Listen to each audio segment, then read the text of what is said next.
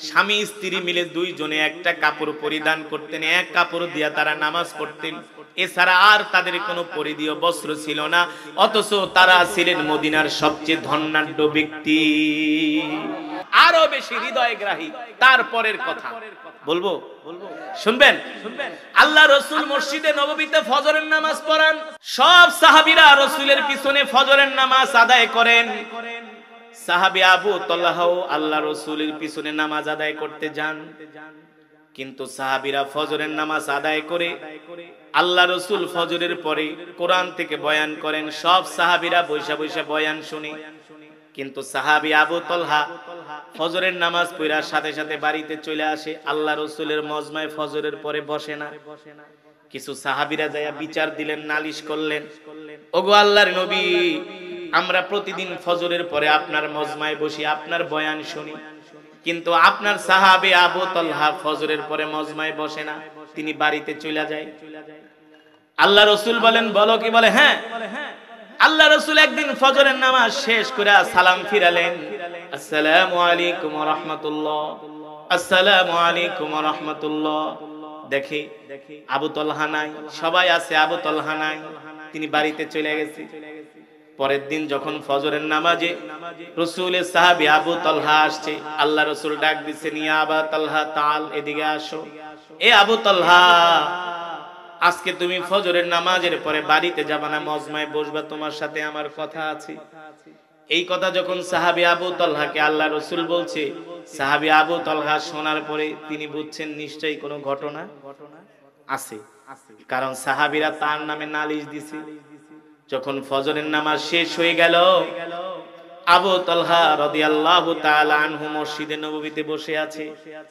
আল্লাহ রাসূল সালাম ফিরে ডাক দিলেন, এদিকে আসো আবু তালহা, ও আবু তালহা এদিকে আসো। সাহাবী আবু তালহা আসলেন, আল্লাহ রাসূল ডাক দিলেন, আবু তালহা, আমি প্রতিদিন ফজরের নামাজের শেষে কোরআন থেকে বয়ান করি, সব সাহাবীরা বসে বসে শুনে, তুমি বাড়িতে চলে যাও, কারণটা কি? সবাই বসে আর তুমি বসো না, কারণটা কি? সাহাবী আবু তালহা বলেন, ওগো আল্লাহর নবী, আমি বাড়িতে চলে যাই, এটার অনেক বড় একটা কারণ আছে। আল্লাহ নবী বলে, কারণ আছে নাকি আমি তোমার মনে কোনো কষ্ট দিছি, এই কারণে তুমি বাড়িতে চলে যাও, আমার মজমায় বসো না? সাহাবী আবু তালহা ডাক দিয়া বলেন, ফিদাকা আবি ওয়া উম্মি ইয়া রাসূলুল্লাহ, ওগো আল্লাহর রাসূল, আপনার জন্য আমার মা বাবা কুরবান হয়ে যায়, আমি আপনার জন্য কুরবান হয়ে যাই। আপনি কি বলেন? আমি আপনার মনে, আপনি আমার মনে কষ্ট দিবেন? ওগো আল্লাহর রাসূল, আমি তো ওই আবু তালহা, যে আবু তালহা আপনার প্রেমে পাগল হইয়া কালেমা পড়ে মুসলমান হয়ে গেছি, আমি তো ওই আবু তালহা, আপনার জবানে কোরআন শুনে আমি কালেমা পড়ে মুসলমান হয়ে গেছি। জোরে বলেন সুবহানাল্লাহ। তাহলে আবু তালহা, সবাই আমার মজমায় বসে, তুমি বসো না, কারণটা কি? সাহাবী আবু তালহা আল্লাহ রাসূলকে উদ্দেশ্য করে বলে, ওগো নবীজি, আপনি আমার দিকে তাকায় দেখেন, এই যে আমার শরীরের মধ্যে যে একটা কাপড় দেখতেছেন, এই একটা কাপড় ছাড়া আমার আর কোনো পরিধেয় বস্ত্র নাই। আমার না, শুধু আমার স্ত্রীরও কোনো কাপড় নাই। একটা কাপড় আমরা স্বামী স্ত্রী দুইজনে ভাগাভাগি করে একটা কাপড় আমরা পরিধান করি। ওগো নবীজি, আপনি তো জানেন আমার যত সম্পদ ছিল, সব সম্পদ আমি আল্লাহর রাস্তায় দান করে দিছি। এমনকি আমার সবচেয়ে দামি যে খেজুরের বাগান ছিল, যেই বাগানের নাম হলো বাইরুহা, নাম কি? যেই বাগানের নাম হলো বাইরুহা, যেই বাগানের মধ্যে একটা কূপ ছিল, মদিনার সবচেয়ে বড় খেজুরের বাগানের মালিক ছিলাম আমি। যেই বাগানটা মসজিদে নববীর সামনে, যেই বাগানে আপনি পানি খাইতেন, ওই বাগানটা দামি বাগান, সেটা আমি আল্লাহর রাস্তায় দান করে দিছি। আমার যত সম্পদ ছিল, সব সম্পদ আমি জিহাদের জন্য দান করে দিছি। এখন বাজার করার মতো আমার কাছে পয়সা নাই, কাপড় কেনার মতো পয়সা নাই। ওগো আল্লাহর নবী, আপনি আমার গায়ে যে কাপড়টা দেখতেছেন, এই একটা কাপড় আমি আমার স্ত্রী দুইজনে ভাগাভাগি করে পরি। শুধু একটা কাপড় ভাগাভাগি করে পরি না, এই এক কাপড় দিয়ে আমরা দুইজনে নামাজ পড়ি। কয় কাপড়? কয় কাপড়? আপনাকে ঘরে তো মনে হয় একটার বেশি কাপড় নাই না? সব গরিব মানুষ, সব গরিব মানুষ। কলেজ স্কুল ইউনিভার্সিটির ছাত্র ভাইদের যদি বলি ভাই চলো নামাজ পড়তে, কয় হুজুর আমার কাপড় নষ্ট। তার মানে ওর আর কোনো কাপড় নাই, ওই নামাজ পড়বো কি পইরা? সাহাবী আবু তালহা বলে, গো আল্লাহর নবী, একটা মাত্র কাপড়, এই কাপড়টা আমি আমার স্ত্রী দুইজনে ভাগাভাগি করে পরি, ছাড়া আমাদের কাছে আর কোনো কাপড় নাই, কোনো পরিধেয় বস্ত্র নাই। আল্লাহর নবী বলে, কিভাবে পড়ো? বলে যখন নামাজের সময় হয় আমি আমার স্ত্রীকে গুহার মধ্যে লুকায় রাখি, আমার স্ত্রী গুহার মধ্যে উলঙ্গ থাকে, আর ওই অবস্থায় তার কাপড়টা আমাকে দিয়া দেয়, ওই কাপড়টা পরে আমি নামাজ পড়তে আসি। 4 ওয়াক্ত নামাজে লম্বা সময় পাওয়া যায়, কিন্তু ফজরের নামাজের শেষে তো আর লম্বা সময় পাওয়া যায় না। যদি আমি আপনার মজমায় বসি তাহলে তো আমার স্ত্রীর নামাজ কাজা হয়ে যাবে, আর আমার স্ত্রী নামাজ পড়বে কিভাবে? তার তো আর কাপড় নাই। যখন ফজরের নামাজের সালাম ফিরান আমি দৌড়ায়া বাড়িতে যাই, বাড়িতে যাওয়ার পরে আমি গুহার মধ্যে ঢুকে যাই, উলঙ্গ অবস্থায় থাকি, আমি আমার স্ত্রীকে আমার পরনের কাপড়টা দেই, ওই কাপড়টা পরে আমার স্ত্রী ফজরের নামাজ আদায় করি। একটা কাপড় পরে আমরা স্বামী স্ত্রী দুইজনে জীবন কাটাই। ও মা বোনেরা, আজকে যারা বয়ান শুনতে আসছেন মা বোনেরা ভালো করে শুনেন, রাসূলের সাহাবী আবু তালহা রাদিয়াল্লাহু তাআলা আনহু, তার স্ত্রীর মাত্র একটা কাপড় ছিল, স্বামী স্ত্রী মিলে দুইজনে একটা কাপড় পরিধান করতেন, এক কাপড় দিয়া তারা নামাজ পড়তেন, এছাড়া আর তাদের কোনো পরিধেয় বস্ত্র ছিল না। অথচ তারা ছিলেন মদিনার সবচেয়ে ধনাঢ্য ব্যক্তি, পয়সাওয়ালা ব্যক্তি, ঠিক কিনা বলুন? আল্লাহর নবী রাহমাতুল লিল আলামিন এই কথা শোনার পরে নবীজির চোখ দিয়ে ঝরঝর করে পানি পড়তেছে। আল্লাহ রাসূল বলে, আবু তালহা বলো কি? বলে, হ্যাঁ ওগো নবীজি, এই যে দেখতেছেন একটা কাপড় আমার গায়ে, এছাড়া আমাদের আর কোনো কাপড় নাই, আর কাপড় যে কিনবো, বস্ত্র যে কিনবো, কিনার মতো পয়সা নাই। আল্লাহর নবীর চোখ দিয়া পানি পড়তেছে, চোখ মোবারক থেকে ঝরঝর করে পানি পড়তেছে। সাহাবী আবু তালহা রাদিয়াল্লাহু তাআলা আনহুকে সান্ত্বনা দিয়া আল্লাহ রাসূল বলতেছেন, আবু তালহা কষ্ট পেও না, কষ্ট পেও না, আল্লাহ তাআলা তোমার জন্য জান্নাতের মধ্যে উত্তম কাপড়ের ব্যবস্থা করে রেখেছি। কারণ মুমিনের সবচেয়ে বড় সফলতা হবে যখন মুমিন জান্নাতে যাবে। উম্মে সুলাইম হলো মুসলমান, আবু তালহা ইবনে উবাইদুল্লাহ রাদিয়াল্লাহু তাআলা আনহু, আবু তালহা হলেন মুশরিক, মূর্তি পূজক। উম্মে সুলাইম যখন তাকে বিয়ের প্রস্তাব দিলেন, উম্মে সুলাইম বলল, আবু তালহা আপনার সম্পদ বেশি থাকতে পারে, আপনি ধনাঢ্য প্রভাবশালী হতে পারেন, কিন্তু আমি আপনাকে বিয়ে করতে পারবো না, কারণ আপনি কাফের, আপনি মূর্তি পূজা করেন, আর আমি এক আল্লাহর ইবাদত করি, ঠিক কিনা বলো? সুতরাং কোন মুসলমান কোন কাফেরকে বিয়ে করতে পারে না। তবে শর্ত হলো আমি আপনাকে বিয়ে করব। বিয়ে করার শর্ত হলো আপনি যদি কালেমা পড়ে মুসলমান হয়ে যান, তাহলে আমি আপনাকে বিয়ে করতে রাজি আছি। তবে শোনেন, আমার বিয়েতে আপনার কোনো মোহরানা দিতে হবে না, আপনার আমার বিয়ের মোহরানা হলো আপনি মূর্তি পূজা ত্যাগ করবেন, এটাই হলো মোহরানা। সুবহানাল্লাহ বলেন। আবু তালহা রাদিয়াল্লাহু তাআলা আনহু রাজি হয়ে গেলেন। ও মুসলমান, আল্লাহর কোরআনের প্রেমে পাগল হয়ে, আল্লাহ রাসূলের প্রেমে পাগল হয়ে সাহাবী আবু তালহা রাদিয়াল্লাহু তাআলা আনহুর জীবনটা কেমন করে পরিবর্তন হয়ে যায় দেখেন। আল্লাহ তাআলা কোরআনুল কারীমের আয়াত নাজিল করলেন, লান তানালুল বিররা হাত্তা তুনফিকু মিম্মা তুহিব্বুন ওয়া মা তুনফিকু মিন শাইইন ফাইন্নাল্লাহা বিহি আলিম। আল্লাহ তাআলা এই আয়াতের মধ্যে বলছেন, নবী আপনি মুমিনদেরকে বলে দেন যাতে মুমিনরা তাদের পছন্দের জিনিস আল্লাহর রাস্তায় দান করে দেয়। যেমন একটু আগে আপনারা মাহফিলে দান করছেন, করছেন না? সামনেও করবেন ইনশাআল্লাহ। কথা বলেন, সামনেও করবেন ইনশাআল্লাহ। দান করেছেন, অনেকে বাদাম খাওয়ার জন্য পয়সা আনছেন, সেটাও দান করছেন, অনেকে গাড়ি ভাড়ার জন্য পয়সা আনছেন, সেটাও দান করছেন, অনেকে বাজারের টাকাও দান করছেন, ঠিক কিনা বলুন? এটা হলো মুমিনদের আলামত। সুবহানাল্লাহ বলেন। আল্লাহ তাআলা কোরআনুল কারীমে যে আয়াত নাযিল করেছেন, লান তানালুল বিররা হাত্তা তুনফিকু মিম্মা তুহিব্বুন, কখনোই তারা মুমিন হয় না যারা তাদের পছন্দের জিনিস আল্লাহর রাস্তায় দান করে না। যারা মুমিন তারা পছন্দের জিনিসটাকে আল্লাহর রাস্তায় দান করে দেয়। জোরে বলেন আল্লাহু আকবার। এই আয়াত নাজিল হওয়ার পরে আবু তালহা রাদিয়াল্লাহু তাআলা আনহু দৌড়ে আল্লাহ রাসূলের কাছে আসলেন। আয়েশা বললেন, ওগো নবীজি, আমি আপনার কাছে অনুমতি চাই। কিসের অনুমতি? মদিনার সবচেয়ে বড় খেজুরের বাগানের মালিক হলাম আমি। সুবহানাল্লাহ কইবেন না? আরে মিয়া, আপনি ওই বড় বিলের কোন একটা আলুর ক্ষেত যদি কোন মাদ্রাসায় বড় ক্ষেত দান করতে হয়, আপনি দি পালপিটিশন গরম হয়ে যাবে। আপনি 3 দিন পর্যন্ত মিয়া কথা কইবেন না, যেটা কয় কি বড় ক্ষেতটা দান করে দেব মাদ্রাসায়, খায়ালো এক কাম নেই। কথা কেন? ঠিক না? আবু তালহা রাদিয়াল্লাহু তাআলা আনহু কোরআনুল কারীমের আয়াত খুলে দেখেন।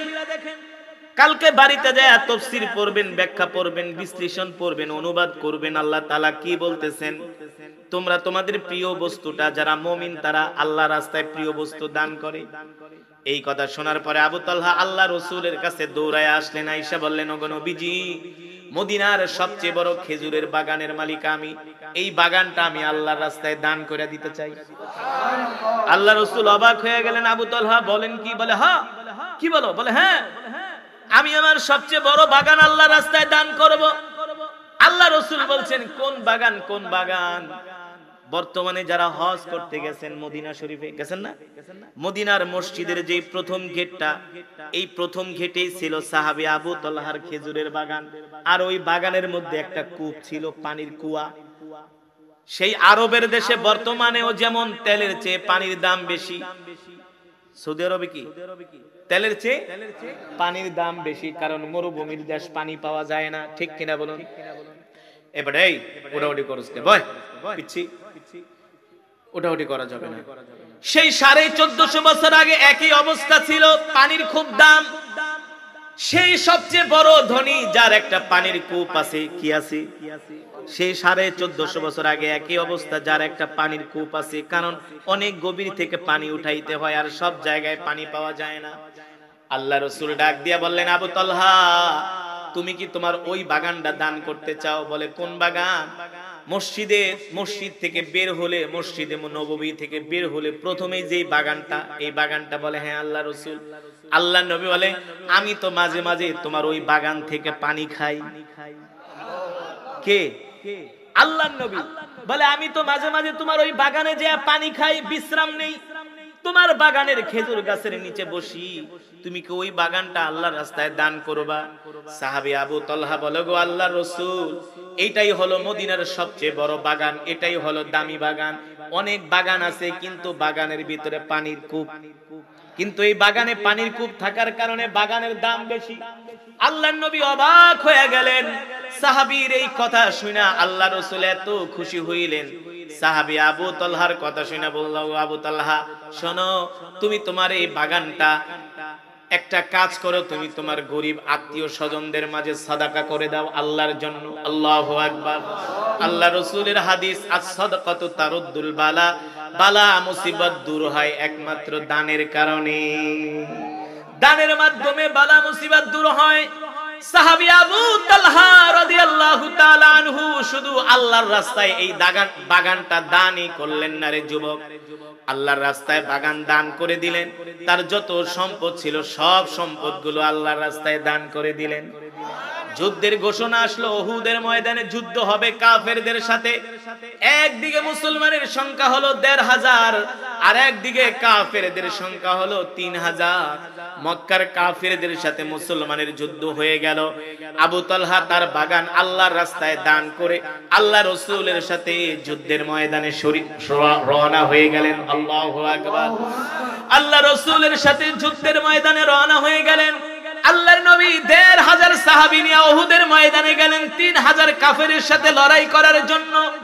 মুসলমানরা যখন ময়দানে গেলেন, এক ময়দানে যায় যখন মুসলমানরা তাবু গাড়লেন, মক্কা থেকে যেই ৩০০০ কাফের আসছে মদিনায় হামলা করার জন্য, এক দৌড় দিছে মুসলমানের এই দল দেখে মুসলমানরা তাদের তরবারি নিয়ে ঘোড়া নিয়ে মক্কার কাফেরদের উপরে এমন ভাবে ক্ষিপ্র তীব্র গতিতে আক্রমণ শুরু করছে। ওই আক্রমণে আর মক্কার কাফেরেরা টিকতে পারে নাই। ওই আক্রমণের অগ্রভাগে ছিলেন রাসূলের সাহাবী আবু তালহা। বাগান দান করছে, সেখানেও এক নাম্বার, যুদ্ধের ময়দানেও সবার আগে। সুবহানাল্লাহ। যুদ্ধের ময়দানেও বাগানও দান করছে, বড় বাগান। যুদ্ধের ময়দানেও সবার আগে। আল্লাহু আকবার। আর আমরা হইলে কইতাম কে মাদ্রাসায় দান করছি না, আবার আমি কি লেগে তো খাটতে যাবো, ঠিক কিনা বলো? না না না, দিনের পথে দানও করতে হয়, আবার শারীরিক পরিশ্রমও করতে হয়, তাহলে সওয়াব বেশি পাওয়া যায়। সাহাবী আবু তালহা উহুদের ময়দানে সবার আগে আগে তরবারি নিয়ে হাঁটতেছেন। সাহাবীরা ডাক দিয়া বলে, আবু তালহা আপনি সবার আগে, কারণ কি? বলে, আমার হাতে যেই তরবারিটা দেখতেছো, এই তরবারি দিয়ে আমি শিকারের অপেক্ষায় আছি। আর আস্তে করে আল্লাহু আকবার। কি শিকার? মাছ, চলন বিলের মাছ। কি শিকার? কাফেরদের। আল্লাহু আকবার। কেমন ছিল সাহাবীদের ঈমান? বলে, আমি প্রতিদিন শিকার করার জন্য বের হই, এই তরবারি দিয়া কোন কাফের আমার হাত থেকে বাঁচতে পারে না। আল্লাহু আকবার। হযরত আবু তালহা সহ ১৫০০ সাহাবী এমন এক ক্ষিপ্র আক্রমণ করলেন, মক্কার কাফেররা ছিন্ন বিচ্ছিন্ন হয়ে গেল, ছন্নছাড়া হয়ে গেল। তারা মদিনা থেকে পালায়া মক্কার দিকে দৌড় শুরু করলেন। সকাল থেকে সন্ধ্যা হয়ে যায়, মক্কার কাফেররা আর আসে না। এবার মুসলমানরা যেই ঘোড়া, অস্ত্র শস্ত্র, খাবার দাবার ফেলে তারা পালায় গেছে, সেগুলো মুসলমানরা এবার গনিমতের মাল সংগ্রহ করা শুরু করেছে। সন্ধ্যা হয়ে যায়, মক্কার কাফেরেরা আসে না, সূর্য ডুববে ডুববে অবস্থা। ওই সময় মক্কার কাফেররা, পরবর্তীতে যিনি মুসলমান হয়েছেন রাসূলের একজন সাহাবী, যার নাম হলো খালিদ ইবনুল ওয়ালিদ। নাম কি? খালিদ ইবনুল ওয়ালিদের নেতৃত্বে মক্কার কাফেররা আবার সুসংগঠিত হইয়া উহুদ পাহাড়ের পিছন থেকে আবার মুসলমানদের উপরে তারা অতর্কিত হামলা করে। এক পর্যায়ে এমন হয়ে যায়, মুসলমানগুলো ছিন্ন বিচ্ছিন্ন হয়ে যায়, আল্লাহ রাসূল একা হয়ে যায়। আল্লাহ রাসূলকে দেখে কাফেররা তীর দিয়া আঘাত করতে শুরু করে। তাদের টার্গেট হলো মুহাম্মদকে দুনিয়া থেকে বিদায় করে দাও, তাহলে মুসলমান দুর্বল হয়ে যাবে। বলেন নাউজুবিল্লাহ। তারা এক এক করে আল্লাহ রাসূলের দিকে তরবারি দিয়ে আঘাত করে, তীর দিয়ে আঘাত করে। এই দৃশ্য যখন সাহাবী আবু তালহা দেখলেন, সাহাবী আবু তালহা রাদিয়াল্লাহু তাআলা আনহু দৌড়ায় আল্লাহ রাসূলের কাছে আসলেন। আসার পরে বলতেছে, ওগো নবীজি, আপনি আমার পিছনে দাঁড়ান, মক্কার কাফেররা আপনাকে টার্গেট করতেছে। মক্কার কাফেররা আপনাকে টার্গেট করতেছে, ওদের উদ্দেশ্যই হলো রাহমাতুল লিল আলামিনকে দুনিয়ার জমিন থেকে বিদায় করে দেওয়া। কিন্তু মক্কার কাফেররা, আমি আবু তালহা যতক্ষণ পর্যন্ত বেঁচে আছি, আল্লাহ রাসূলের গায়ে একটা তীরের আঘাত, তরবারি আঘাত তো দূরের কথা, একটা ফুলের টোকাও লাগতে দিব না। আল্লাহ রাসূলকে সাহাবী আবু তালহা পিছনে দাঁড় করায় আবু তালহা রাদিয়াল্লাহু তাআলা আনহু তীর নিক্ষেপ করতেছে। মক্কার কাফেররা দেখতেছে আল্লাহ রাসূলের সামনে রাসূলের সাহাবী আবু তালহা সীসা ডালা প্রাচীরের মতো দাঁড়ায় গেছে, আল্লাহ রাসূলকে আড়াল করে ডাল হয়ে দাঁড়ায় গেছে। আল্লাহু আকবার। আল্লাহ তাআলা এই কারণেই তো কোরআনের আয়াত নাযিল করছে, ইন্নাল্লাহা আশতারা মিনাল মুমিনিনা আনফুসাহুম ওয়া আমওয়ালাহুম বিআন্না লাহুমুল জান্নাহ ইউকাতিলুনা ফি সাবিলিল্লাহি ফায়াকতুলুনা ওয়া ইউকতালুন। আরে যারা মুমিন তারা কখনো জিহাদের ময়দানে ভয় পায় না, ঠিক কিনা বলো? যারা মুমিন তারা কখনো যুদ্ধের ময়দানে নিজের জীবনটাকে শহীদ করতে তারা ভয় পায় না। যেমন আমাদের আলেম ওলামারা ভয় পায় নাই, পাইছে? আলেম ওলামারা ভয় পায় নাই। আল্লাহ রাব্বুল আলামিন বলেন, যারা মুমিন আমি আল্লাহ তাদের জান মালগুলো জান্নাতের বিনিময়ে ক্রয় করে নিয়েছি। ইন্নাল্লাহা আশতারা মিনাল মুমিনিন, ইশতারা মানে ক্রয় করা। আল্লাহ তাআলা বলে, আমি ক্রয় করে নিছি, কিনা নিছি। তোমাদের জানার মাল আমি আল্লাহ কিনা নিছি কিসের বিনিময়ে? কথা বলে না, কথা বলে না। কিসের বিনিময়ে? এ যুবক, আজকের মাহফিল থেকে ভালো করে শুনে যাও, তুমি তোমার জীবনের মালিক না, জীবনের মালিক হলেন কে? তুমি তোমার যৌবনের মালিক না, তোমার যৌবনের মালিক এই যে তোমার দেহ, তোমার শরীর, এত সুন্দর চেহারা, এই যে এক ভাই কত সুন্দর চেহারা দেখেন, এই যে মুখে দাড়ি নাই, আপেলের মতো চেহারা, এই সুন্দর চেহারার মালিক দোস্ত তুমি না কি? জোরে বলেন কে?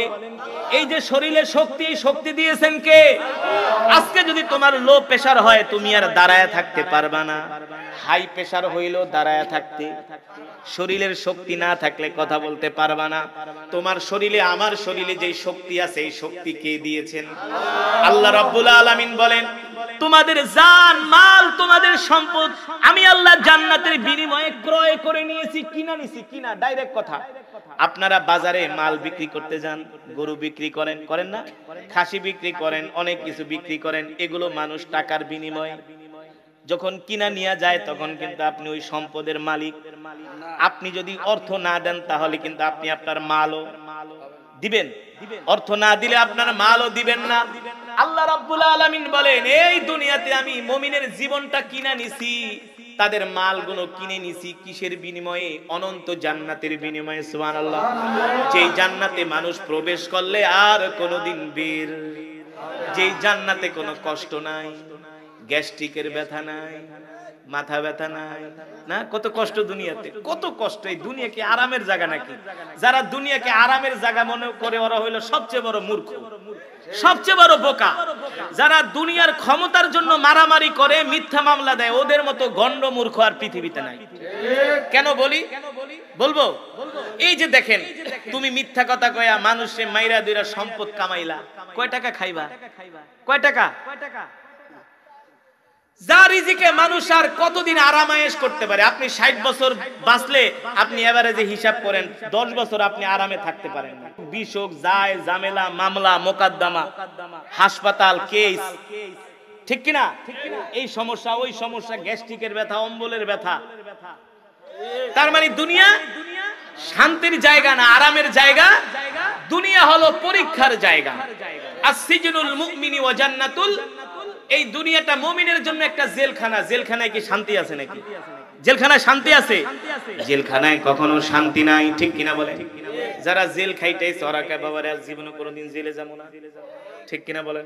কয় জেলের ডাইলের পানি আর জেলের মাই, জেলে যে কষ্ট দেয়, ঘুমাইতে দেয় আধা জায়গা, বাথরুম তাও দরজা নাই, জানলা নাই, খালি একটু ওয়াল, ঠিক মতো পানিও খরচ করতে পারি না, এক বালতি পানি দেয়, ওইটা দিয়ে বাথরুম, ওইটা দিয়ে গোসল। তো এই জেলখানা কি আরামের জায়গা নাকি? আসসিজনুল মুমিনি ওয়া জান্নাতুল কাফির, দুনিয়াটা মুমিনের জন্য হলো একটা জেলখানা আর কাফেরদের জন্য হলো জান্নাত, ঠিক কিনা বলুন? এই দুনিয়াতে চোর বাটপারদের জন্য হলো জান্নাত আর মুমিনদের জন্য হলো জেলখানা, ঠিক কিনা বলুন? ও মুসলমান, আল্লাহ রাব্বুল আলামিন সেই কথাই কোরআনের মধ্যে বলছেন, আমি আল্লাহ মুমিনের জান মালকে জান্নাতের বিনিময়ে ক্রয় করে নিয়েছি। আল্লাহু আকবার। আর যারা মুমিন তারা জিহাদের ময়দানে যায়, কি করে? কি করে? ইউকাতিলুনা ফি সাবিলিল্লাহ, তারা কাফেরদেরকে হত্যা করে। শুধু হত্যা করে না, তারা কাফেরদেরকে মারে, আবার নিজেও মরে, ঠিক কিনা বলুন? ইউকাতিলুনা ফি সাবিলিল্লাহি ফায়াকতুলুনা ওয়া ইউকতালুন। আল্লাহ রাব্বুল আলামিন বলেন, যারা মুমিন তারা জিহাদের ময়দানে যায়, তারা কাফেরদেরকে মারে, আবার নিজেও মরে। ওই যে রাসূলের সাহাবী আবু তালহা আল্লাহ রাসূলকে আড়াল কইরা দাঁড়ায়া কাফেরদের দিকে তীর নিক্ষেপ করতেছি। মাঝে মাঝে আল্লাহ রাসূল বলে, আহ, আমার সাহাবীটা আমার জন্য কত কষ্ট করতেছি, জীবন বাজি রেখা লড়াই করতেছে। মাঝে মাঝে আল্লাহ রাসূল মাঝে মাঝে তার মাথা মোবারক উঁচু কইরা দেখে কাফেররা কিভাবে তরবারি নিক্ষেপ করে, তীর নিক্ষেপ করে। সাহাবী আবু তালহা ওই কঠিন সময়ও কেমন মুমিন ছিল দেখেন। আল্লাহ রাসূলকে বলে হলো, ওগো নবীজি, আপনি আপনার মাথা উঁচু করবেন না। আপনি যদি আপনার মাথা উঁচু করেন তাহলে কাফেররা আপনাকে তীর মেরে শেষ করে দিবে। বলেন নাউজুবিল্লাহ, আমরা এতিম হয়ে যাব।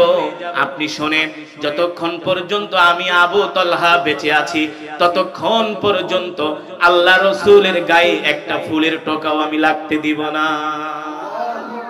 এই ছিল রাসূলের সাহাবী আবু তালহা। নিজের প্রিয় বাগান আল্লাহর রাস্তায় দান করে দিলেন। আল্লাহর রাস্তায় দান করার পরে যুদ্ধের ময়দানে আবু তালহা সবার অগ্রভাগে। ঠিক কিনা বলুন? ইতিহাসের মধ্যে আসছে যখন যুদ্ধ শেষ হয়ে গেল, সাহাবী আবু তালহার শরীরে গণনা করা হলো 70টার উপরে তীরের আঘাত, তরবারির আঘাত লেগেছে।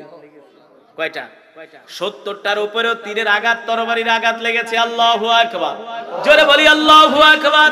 এই ছিল রাসূলের সাহাবী, নিজের সব সম্পদগুলো আল্লাহর রাস্তায় দান করে দিয়েছে।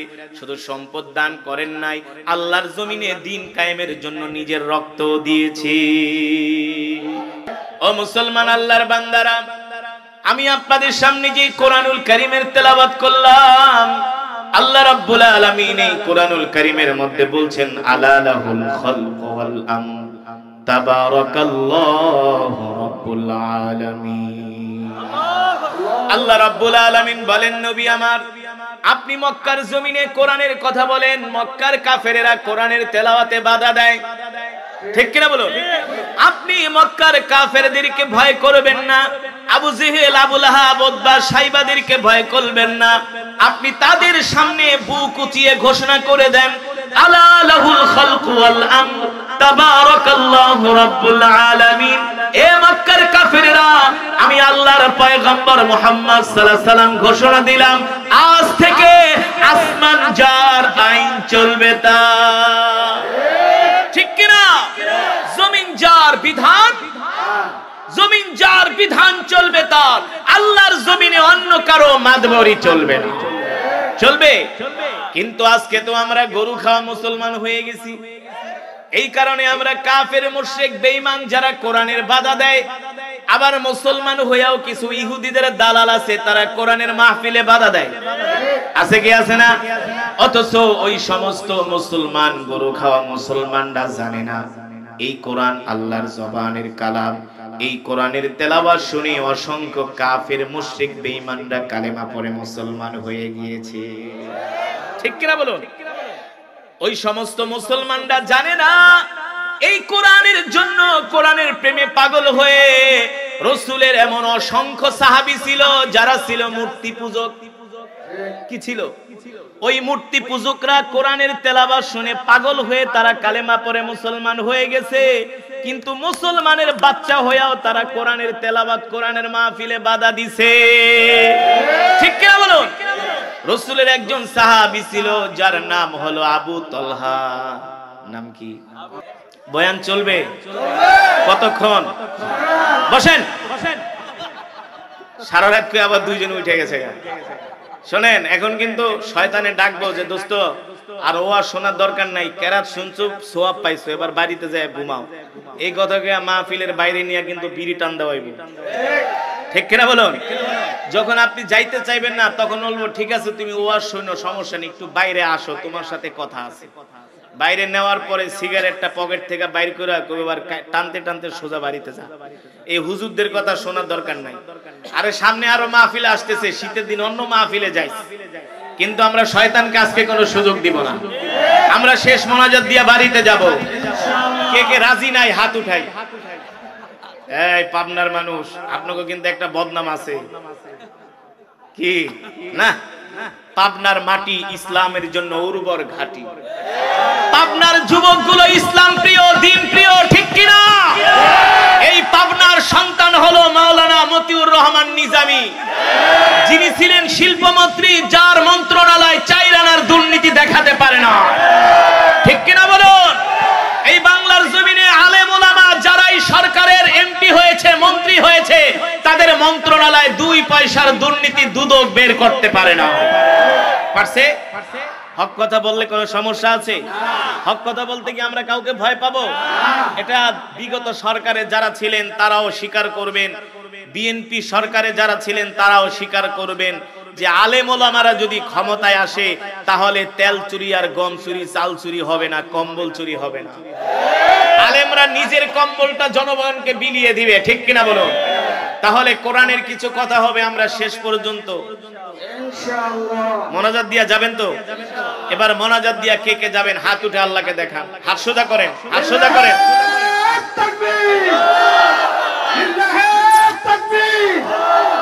আল কোরআনের আলো, সংসদের আলো,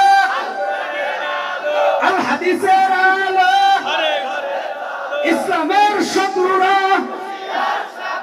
হুশিয়ার সাবধান লিল্লাহি তাকবীর। মাশাআল্লাহ, হাত উঠাইছেন, কষ্ট হইছে?